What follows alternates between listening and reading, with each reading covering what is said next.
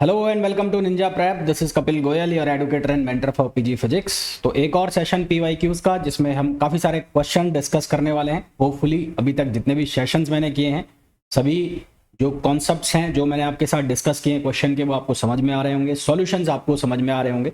हो सकता है कि इतने सारे क्वेश्चंस कराते हुए कुछ क्वेश्चंस गलती से टिक लग जाए, मैं बोल कुछ रहा हूँ आंसर कुछ लग जाए, तो उसको आप रेक्टिफाई जरूर कर लेना और मुझे भी बता देना, है ना। और आपको कुछ लगता हो किसी क्वेश्चन में डाउट है कि इसका सॉल्यूशन ये आना चाहिए, आपने जो बताया वो नहीं आना चाहिए, तो वो भी आप बता दीजिएगा। क्योंकि मैं भी आपकी तरह फिजिक्स का लर्नर हूँ। ऐसा नहीं कह सकते कि मेरे को बहुत तगड़ी फिजिक्स आती है। जैसे आप सीखते हैं वैसे ही मैं सीखता हूँ। फर्क सिर्फ इतना सा है, मैं उसको आपको एक्सप्लेन कर देता हूँ। चलिए स्टार्ट करते हैं। Which of the particles are boson? इनमें से कौन से पार्टिकल्स बोसोन है? पहला जो है वो बोला है इलेक्ट्रॉन। इलेक्ट्रॉन और प्रोटॉन ये दोनों क्या होते हैं? फर्मियोन्स होते हैं, ठीक है। और फोटोन्स जो होते हैं, फोटोन्स, वो फोटोन्स किस कैटेगरी में आते हैं? ये बोसोन्स की कैटेगरी में आते हैं। तो हमारे पास जो करेक्ट आंसर है वो क्या हो जाएगा? इसका सी हो जाएगा। नेक्स्ट क्वेश्चन पे आ जाइए। The force F 7i cap plus 3j cap minus 5k cap acts on a particle whose position vector is I minus j plus k, the torque of the force about the origin। तो torque जो होता है, torque torque equals to, हम इसको tau से भी लिखते हैं, ये होता है आर क्रॉस एफ। तो इसका यदि हम मैट्रिक्स बनाए और रेक्टेंगुलर मैट्रिक्स कंपोनेंट सॉल्व कर लें, तो आई, जे और के, तो यहां से आर की वैल्यू कितनी हो जाएगी? 1 माइनस 1 1, और एफ की वैल्यू कितनी हो जाएगी? 7 3 और माइनस 5, ये इसकी वैल्यू हो जाएगी। तो यहां से जब हम इसको सॉल्व करते हैं तो आंसर हमारे पास आएगा आई, ये हो जाएगा +5 यहाँ पर, और ये हो जाएगा -3, ये माइनस जे, यहाँ पर बनेगा -5, ये बनेगा -7, ये +k, और यहाँ पर बनेगा 3 और ये +7। तो इसको जब हम सॉल्व करेंगे तो ये बनेगा 2i प्लस 12j और +10k। तो हमारे पास जो आंसर बनेगा वो बन जाएगा option A, 2i cap plus 12j cap plus 10k cap. Next question पे आइए। The frequency of cyclotron is given by. तो साइक्लोट्रॉन का जो टाइम पीरियड होता है वो होता है 2πm/qb। ये टाइम पीरियड है साइक्लोट्रॉन का। हमें निकालना है फ्रिक्वेंसी। तो फ्रिक्वेंसी रेसिप्रोकल होती है किसका? टाइम पीरियड का। तो फ्रिक्वेंसी बराबर हो जाएगा qb/2πm। तो फ्रिक्वेंसी बराबर हो जाएगा किसके? qb/2πm, which is option A. तो ऑप्शन ए इसका करेक्ट आंसर हो जाएगा। Next, L is angular momentum of an electron में बी। तो इलेक्ट्रॉन का जो एंगुलर मोमेंटम है वो बी के पैरेलल होता है, उसके एंटी पैरेलल होता है। Never be aligned exactly parallel to और एंटी पैरेलल टू बी और नन ऑफ दीज। तो हमारे पास जो सही आंसर आएगा इसका वो क्या आएगा? Never be aligned exactly parallel और anti parallel to be. Reason being because of quantization of angular momentum, quantization of angular momentum, because of quantization of angular momentum। ठीक है, तो ये इसका आंसर आ जाएगा। वो एक डायग्राम बनाते हो ना, ऐसा करके, ये करके एक डायग्राम बनाते हो, यहाँ से एक एंगुलर मोमेंटम होता है, फिर जेड डायरेक्शन होता है, तो उसके अकॉर्डिंग फिर इसका आंसर निकलता है। Next, the magnitude of magnetic field in H atom is the order of. देखो, इसके लिए सबसे पहले करंट का फॉर्मूला लगाओ। तो करंट को हम कैसे निकालेंगे? E/T, rate of change of charge, और T बराबर क्या होता है? 2πr/v। तो ये हो जाएगा EV/2πr। हाइड्रोजन एटम के लिए अगर उसकी वेलोसिटी निकालें, किसके लिए? हाइड्रोजन एटम, H2 एटम के लिए, तो अगर आपने बेसिक फिजिक्स पढ़ा हुआ है तो उसमें फॉर्मूला हम यूज करते हैं E²/4πε0 और h कट। तो यहां से इसकी वेलोसिटी आती है 2.19 इंटू 10⁻6, ये इसकी वेलोसिटी आती है। और इस वेलोसिटी से फिर हम किसकी वैल्यू निकाल लेते हैं? करंट की। यहां पर जब वैल्यू सब्सटीट्यूट करेंगे, और आर जो लेते हैं बेसिक, जो ग्राउंड स्टेट है उसमें इसकी वैल्यू लेते हैं 0.529 आर्मस्ट्रॉन्ग। तो यहां से हम निकालते हैं करंट, और फिर करंट निकालने के बाद हम निकालते हैं मैग्नेटिक फील्ड, जो आता है μ0I/2r। तो यहां से जब हम इसके मैग्नेटिक फील्ड की वैल्यू निकालते हैं तो उसकी वैल्यू आती है 12.5, लमसम इक्वल हो जाता है 10 टेस्ला। और हमें पूछा है ऑर्डर, तो ऑर्डर अगर मैं देखूं तो ये B is equals to 10⁻1 tesla. तो हमें ऑर्डर पूछा है, तो ऑर्डर जो हो जाएगा वो कितना हो जाएगा? 1 टेस्ला हो जाएगा। तो हमारे पास इसका जो ऑर्डर आ जाएगा वो क्या आ जाएगा? 1 टेस्ला। तो सही आंसर सही आंसर जो है इसका वो क्या हो जाएगा, 1 टेस्ला हो जाएगा। नेक्स्ट क्वेश्चन पे आइए। Statistical weight of energy level is given by, तो स्टैटिस्टिकल वेट जो होता है उसका मतलब क्या होता है, जी, उसको जी से शो करते हैं और जी इक्वल्स टू होता है 2J+1। ठीक है, क्या होता है 2J+1, जो कि ऑप्शन है बी। अब स्टैटिस्टिकल वेट क्या होता है, ये होता है degeneracy of energy levels, degeneracy of energy levels due to possible orientation of the total angular momentum. ठीक है, तो स्टैटिस्टिकल वेट का मतलब क्या होता है, ये होता है degeneracy of energy levels, energy levels due to possible orientation, possible orientation of the angular momentum, of the angular momentum in space, angular momentum in space. तो हमारे पास जो आंसर आ जाएगा वो आ जाएगा बी। नेक्स्ट है ऑर्थोहीलियम हैज, ऑर्थोहीलियम और पैराहीलियम, हीलियम की 2 स्टेट्स होती है ना, और according to spin orientation anti parallel है या पैरेलल है उसके अकॉर्डिंग। अगर मैं बात करता हूं पैराहीलियम की, सबसे पहले अगर मैं बात करूं पैराहीलियम की, तो पैराहीलियम जो इसकी स्टेट होती है वो होती है सिंगलेट। पैराहीलियम कौन सी स्टेट होती है, सिंगलेट स्टेट होती है, और ये anti parallel spin with anti parallel spin, anti parallel spin. और यहां पर जो टोटल स्पिन है वो टोटल स्पिन जो है वो कितना हो जाता है, 0 हो जाता है। और इसी तरह से अगर मैं बात करूं ऑर्थोहीलियम, ऑर्थोहीलियम की मैं बात करूं तो ऑर्थोहीलियम जो है वो होती है इसकी triplet, triplet state, triplet state, और ये parallel spin, with parallel spin, with parallel spin. और यहां पर जो टोटल स्पिन है इसकी वो टोटल स्पिन हो जाती है 1।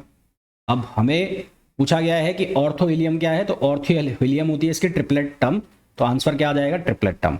Next, total energy of electron of H atom, तो टोटल एनर्जी जो है वो होती है mZ²e⁴, और यहाँ Z आएगा तो सॉरी me⁴ Z हाइड्रोजन के लिए बोला है, तो हाइड्रोजन के लिए Z की वैल्यू हो जाएगी 1, 4 ε0 स्क्वायर h² 1/n², तो बी इसका आंसर आ जाएगा। ठीक है, तो इसका जो करेक्ट आंसर आ जाएगा, एक मिनट रखिएगा, इसका जो आंसर आ जाएगा वो क्या आ जाएगा, बी आ जाएगा। नेक्स्ट क्वेश्चन पे आ जाइए।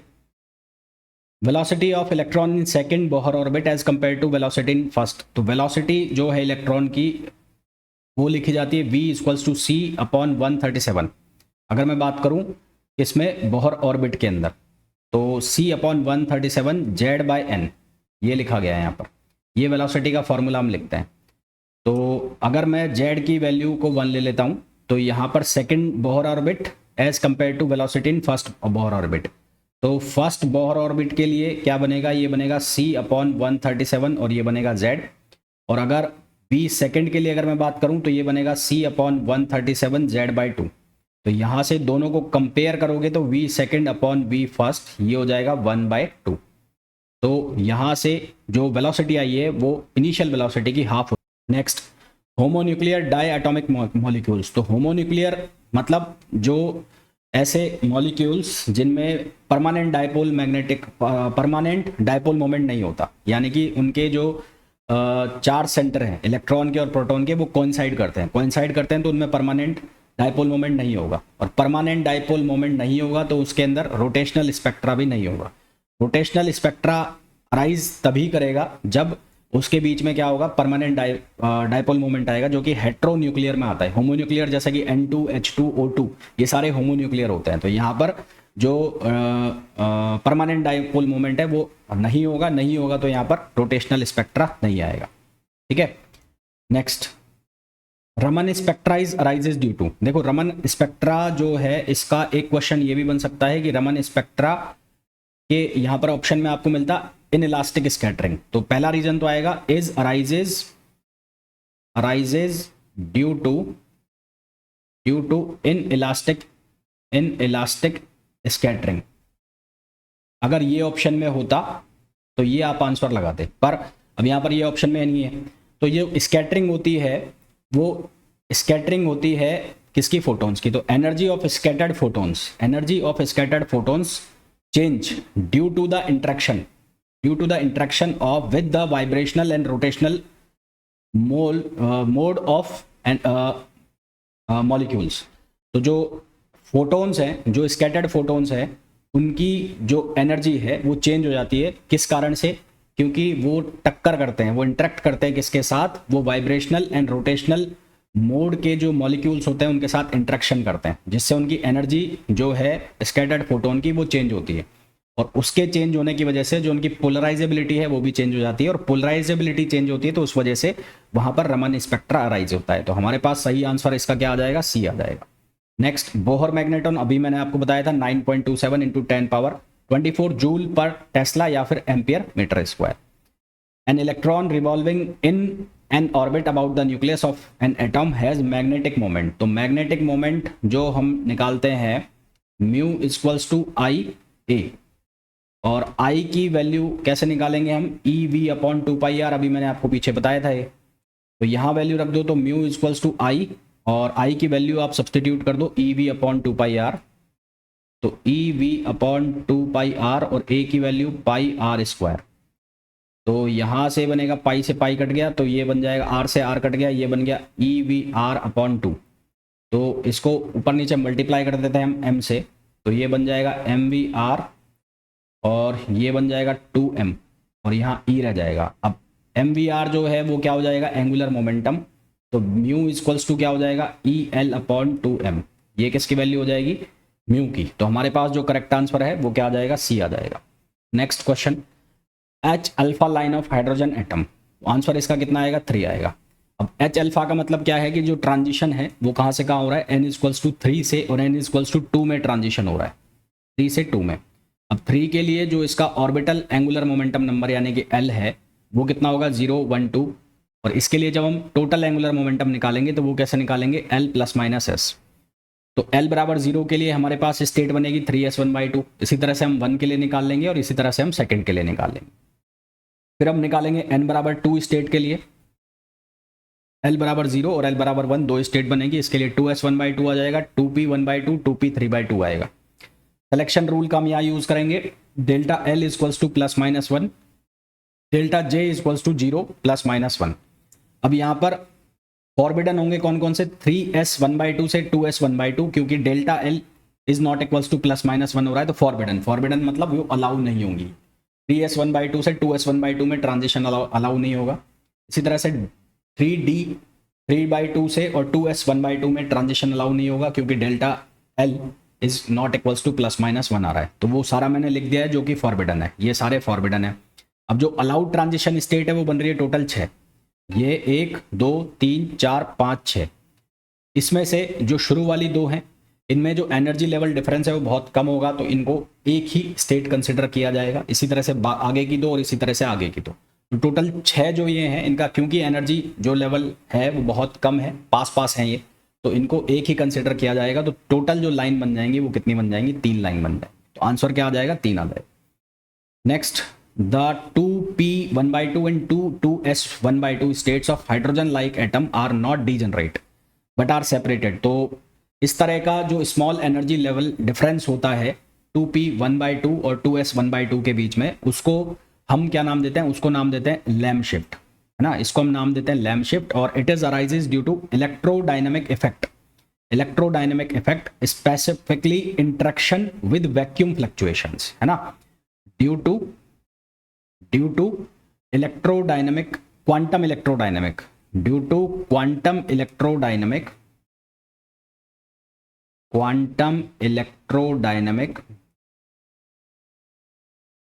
Effect specifically interaction with vacuum fluctuation which was not happened in Drake shift। तो आंसर हमारे पास क्या आ जाएगा? लैम्प शिफ्ट आ जाएगा। Next, let H equals to QI PI T be Hamiltonian of a mechanical system, the Hamilton's canonical equation of motion। तो ये तो याद करने वाला फॉर्मूला है, डी आंसर आ जाएगा इसका। QK equals to del H upon del PK, और माइनस QK डॉट A है ना, और minus P K dot equals to del H upon del Q K. Next, expression for rotational energy of diatomic molecule, तो इसका जो formula हम लिखते हैं वो लिखते हैं बी जे और जे प्लस वन, और बी की जो वैल्यू होती है वो हम लिखते हैं H square upon 8 pi square I, ये वैल्यू हम लिखते हैं बी की, या आप बी की वैल्यू ऐसा भी लिख सकते हो H cut square upon 2i, ऐसा भी लिख सकते हो। तो आंसर हमारे पास आ जाएगा कितना, ये आ जाएगा H square upon 8 pi square I और जे प्लस वन, ये आंसर आ जाएगा जो कि हो जाएगा option D. Next, the total energy stored in an electromagnetic field, तो टोटल एनर्जी जो स्टोर होती है इलेक्ट्रोमैग्नेटिक फील्ड में, दोनों का सम, इलेक्ट्रिक एनर्जी का भी और मैग्नेटिक एनर्जी का भी, तो ये हो जाता है 1/2 epsilon E square plus B square upon 2 mu naught, और इसका इंटीग्रेशन, तो सही आंसर आ जाएगा डी, ये D. Next, which PN junction diode is forward bias, इनमें से कौन सा फॉरवर्ड बायस है? देखो पहले वाले में ये नेगेटिव है -10 और पॉजिटिव जंक्शन यानी कि पी है -7, तो फॉरवर्ड बायसिंग का मतलब क्या होता है कि जो पी है वो हायर वोल्टेज पे हो, हाई वोल्टेज, और जो एन है वो लो वोल्टेज पे हो, एन जो है वो कहाँ हो, लो वोल्टेज पे। तो P पे है -7 वोल्ट और N पर है -10 वोल्ट, तो P कम नेगेटिव है इन कंपैरिजन टू -10, यानी कि P हायर वोल्टेज पे और N जो है वो लोअर वोल्टेज पे। तो ये किस में हो गया, ये हो गया फॉरवर्ड बायसिंग में। इसी तरह से दूसरा देखो तो यहाँ पर P जो है वो -15 वोल्ट पे है और N जो है वो 0 वोल्ट पे, तो 0 वोल्ट हायर वोल्ट हो गया इन कंपैरिजन टू -15, तो ये क्या हो जाएगा, ये रिवर्स बायस हो जाएगा। इसी तरह से यहाँ देखो तो ये हो गया 0 क्योंकि ग्राउंडिंग कर रखी है, और यहाँ पर हो गया 8 वोल्ट, तो N हो गया हायर वोल्टेज पर और P हो गया लोअर वोल्टेज पर, तो ये भी क्या हो गया, रिवर्स बायसिंग हो गया। इसी तरह से यहाँ पर देखो तो P जो है वो 14 वोल्ट पर है और जो N है वो 7 वोल्ट पर है ना। यहाँ पर जो P है वो किस पर है, 14 वोल्ट पर है, 14 है, हाँ 14 है, और N जो है वो किस पर है, 7 वोल्ट पर है, तो ये भी कौन सा हो गया, ये भी फॉरवर्ड बायसिंग हो गया। तो ये दोनों इसमें फॉरवर्ड बायसिंग हो गए, तो 2 आंसर आ जाएंगे इसके, P 14 है, हाँ 14 है, और N जो है वो 7 वोल्ट पे है, ठीक है। तो 2 इसमें क्या आ जाएंगे, फॉरवर्ड बायसिंग में आ जाएंगे। Next question, a body is orbiting around the sun, the angular momentum of the orbit. देखो सन और जो प्लेनेट है या जो बॉडी है जो इसके अबाउट ऑर्बिटिंग कर रही है, तो उन दोनों के बीच में लगेगा सेंट्रल फोर्स, और जब भी कोई बॉडी सेंट्रल फोर्स के सब्जेक्टेड मूव करेंगी तो वहां पर एंगुलर मोमेंटम हमेशा कांस्टेंट हो जाएगा, डायरेक्शन में भी और मैग्नीट्यूड में भी। तो angular momentum will be constant in direction and magnitude. Next, generalise coordinate Q I cyclic for typical mechanical system corresponding canonical conjugate momentum. देखो हमारे पास इक्वेशन होती है, equation of motion D upon D T del L upon del Q dot और minus del L upon del Q equals to 0। अब ये cyclic है तो ये 0 हो जाएगा क्योंकि ये साइक्लिक है, तो साइक्लिक का मतलब मिसिंग कोऑर्डिनेट, तो यहाँ से ये बनेगा डी अपॉन डी टी। अब ये del L upon del Q dot ये बन जाएगा पी, पी का मतलब है कैनोनिकल मोमेंटम, तो ये हो गया 0, तो यहाँ से पी किसके बराबर आ जाएगा, कांस्टेंट के बराबर आ जाएगा। तो जो पी है यानी कि कैनोनिकल कंजुगेट मोमेंटम है वो बन जाएगा constant of motion. Next, the moment of inertia tensor will be symmetric, ये सिमेट्रिक कब होगा, जब आई जे इक्वल्स टू आई जे आई, ये हो जाएगा तब ये क्या कहलाएगा, सिमेट्रिक कहलाएगा। Next, let Lagrangian of mechanical system does not depend explicitly on time, the Hamiltonian of the system. देखो एक इक्वेशन बनती है d H upon D t plus del L upon del t equals to 0, तो Lagrangian depend नहीं कर रहा है time के ऊपर एक्सप्लिसिटली, तो ये हो गया 0। तो यहाँ से D H upon D T equals to आ गया 0, यानी कि एच इक्वल्स टू हो गया कांस्टेंट, कंजर्व हो गया, वो कंजर्व हो गया तो ये independent of time. Next, when ideal gas is suffered Joule Thomson expansion, Joule Thomson expansion होता है कि जो गैस है उसको हाई प्रेशर से लो प्रेशर के ऊपर पास कराना, हाई प्रेशर से लो प्रेशर से पर पास कराना, और एंथैल्पी उसमें क्या रहती है, कांस्टेंट रहती है। और क्योंकि यहाँ पर बात हो रही है आइडियल गैस की, तो आइडियल गैस के लिए जो जूल थॉमसन कोफिशिएंट है वो होता है 0, तो जूल थॉमसन कोफिशिएंट 0 हो रहा है, इसका मतलब जो टेम्परेचर है वो वहां पर क्या किया हुआ है, कांस्टेंट किया हुआ है, तो टेम्परेचर इसमें क्या रहेगा, रिमेन्स कांस्टेंट जूल थॉमसन में। बाकी रियल गैस के लिए वो कांस्टेंट नहीं रहेगा, आइडियल गैस के लिए वो क्या रहेगा, कांस्टेंट रहेगा। ठीक, नेक्स्ट क्वेश्चन पे आ जाओ। A holonomic constraint of mechanical system is one of which coordinate and time bears the relation. तो होलोनोमिक कंस्टेंट कौन से होंगे, जहां पर जो इक्वलिटी का रिलेशन है वो फॉलो होगा, तो वो कौन से हो जाएंगे, होलोनोमिक हो जाएंगे। तो होपफुली जितने भी क्वेश्चंस मैंने आपको बताए हैं वो बहुत अच्छे से समझ आ गए होंगे, और फिर भी अगर आपको कोई डाउट है तो आप पूछ सकते हैं। मिलते हैं नेक्स्ट वीडियो में, till then thank you, bye bye.